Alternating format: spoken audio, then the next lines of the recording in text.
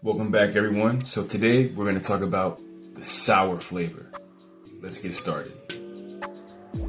So the sour flavor is known for its absorbent, its astringent, and its gathering properties. So what creates the sour flavor is the reaction of hydrogen ions on the tongue and saliva. This is caused by the citric acid, the ascorbic acid, or vitamin C, or the tannic acid inside of these foods and these herbs that you take. So the more acidic the food is, the more hydrogen ions will be released and reactive on your tongue and your taste bud receptors. So when you're dealing with citrus foods, fermented foods, vinegar, and tannins are in foods and in herbs. These are the properties that give it the sour quality, and also its astringent, its gathering, and its absorptive properties. So the sour absorbs excess moisture when you actually take it in. It constricts and absorbs moisture. It also increases the production of saliva in your system. Energetically, since it has a gathering and a constricting type of property and energetic, it's good. It's a good tonifier. It's good as a tonic, and it's great for your lungs. It's also great for your liver and your gallbladder. In traditional Chinese medicine, the sour flavor is said to go into the channels in the area of the liver and the gallbladder and help it. Once again, the sour flavor acts as like a breakdown, or like a medium between fats and the digestive juices. So it helps it break down fats and helps it break down proteins better. It also helps with the bile production and how bile functions in the system as well, and the bile secretions, because once again, being astringent and sour and constricting, it helps the functions of it helps the excretory functions of the liver and the gallbladder, which the liver excreting bile, the gallbladder collecting and also excreting the extra bile for when you need it for your digestion.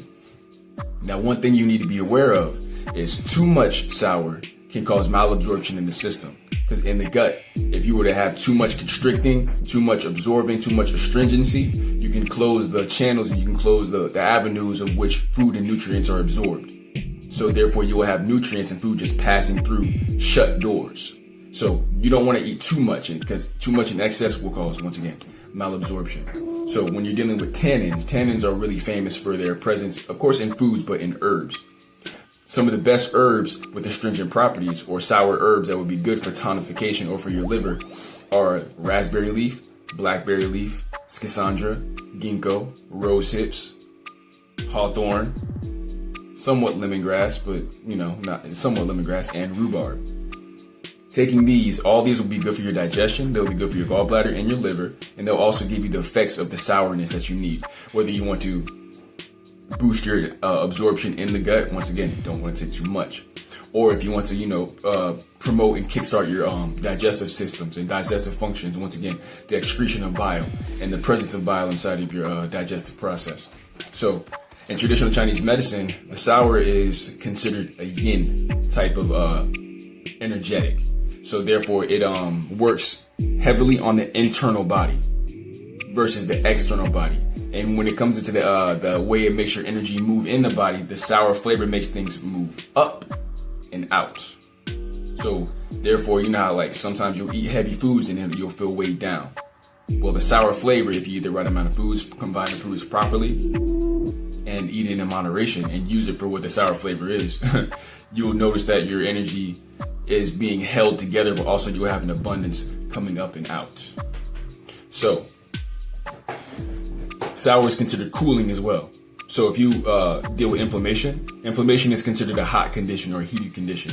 You would want to use sours and bitters to basically throw dust on the fire, like a fire hydrant or a fire extinguisher uses like a type of chemical dust to damp out and to smother the fire.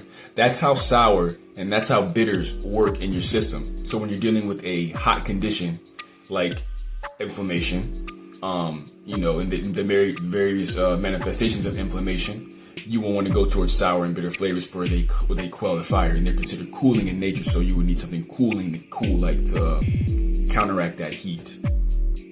So once again, I have my notes here. Sour is also good for breaking down greasy foods and fats. Once again, that I mentioned earlier. it's a good medium between the digestive juices and the different substances and foods that you eat, and helping with the digestive process. Mainly greasy foods and fats, because it acts as like it breaks it down more, but also keeps those fatty substances and greasy substances from clogging up the pores. It keeps them from getting caked up inside of the system. It keeps the system moving. So also in traditional Chinese medicine, they really deal with the heart, the emotional state as well too. So it is said to be good for the heart mind, and the heart mind is basically your heart center, your emotions, and your ability to relate to people. You know, your ability to be sympathetic, and also your ability to think rationally and make conscious decisions. That would be the heart mind. And they say the sour is good for the heart mind as far as your taste, because it'll help pull together a scattered mind. Your thoughts are everywhere, your thoughts are all over the place, or you're just not able to settle down. The sour flavor is said to actually help with the psychological processes of calming your mind down and holding together a scattered mind. Very cool, huh? Now, in Ayurveda, Indian medicine, the sour flavor is comprised of the fire and earth elements. So basically because in a lot of traditional Chinese not traditional Chinese medicines, but in a lot of traditional herbal systems, one of good integrity always bases their findings and their treatments off of the energetics of the foods and the herbs. And so each energetic or each flavor has a element attached to it that's getting into naturopathy and like natural living in accordance with the earth.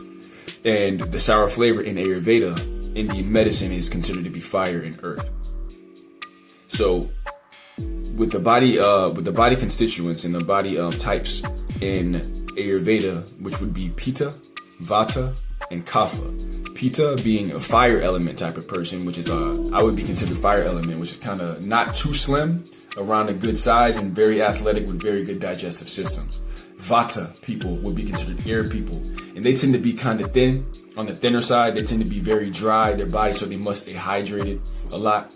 And Kapha people, which are the heavy body, big body people, and they're the water people, which tend to hold on to a lot of fluids in their system, but also tend to produce a lot of mucus in their system. Every body constituent or body habitus has their own benefits and their own negatives. Vata people, air people, tend to be very dry. They tend to be very thin, so they have to stay hydrated, and they also have to be aware of their digestive system, because the digestive system needs to be lubricated. And when you're very dried out, that can cause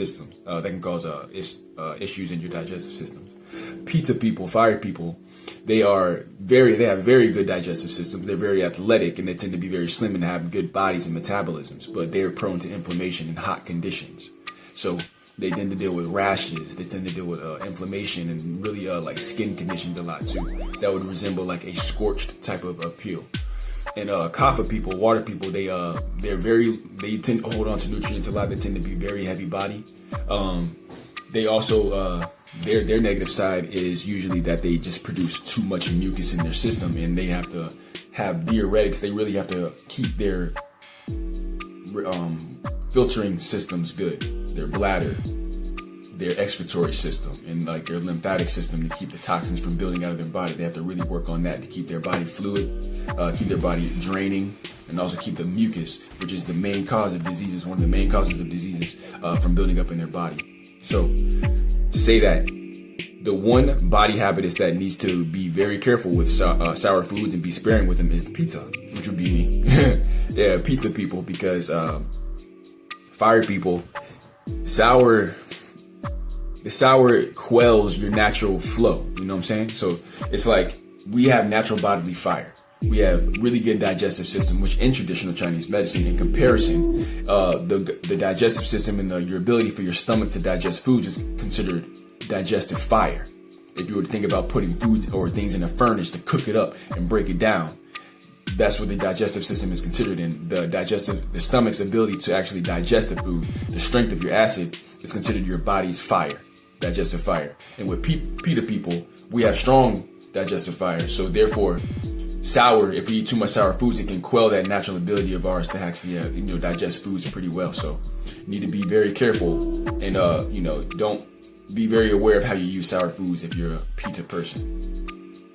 With that said, sours are really good.